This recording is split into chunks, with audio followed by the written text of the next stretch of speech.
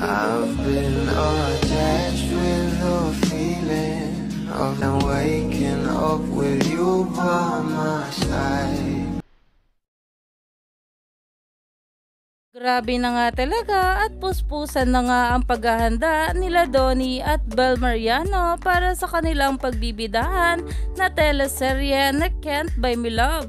Lalong lalo na nga raw itong ating Donato na araw-araw nga ay meron nga itong TP dahil lagi nga nakikita sa kanyang Instagram story ang kanyang bawat ganap kung saan patungkol nga ito sa kanilang teleserye ni Bel Mariano.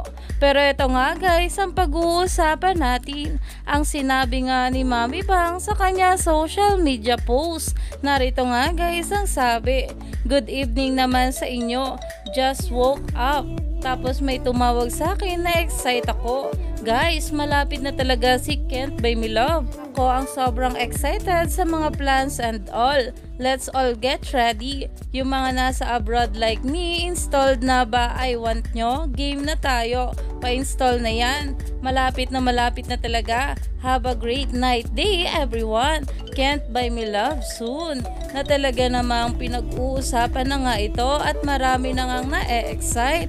Lalong lalo pa nga sa sinabi pa ni Mami Bang. At ito pa nga guys ang sabi, "Gusta naman kayo? Balita ko paspasan shooting nila, lalo na si Bingo.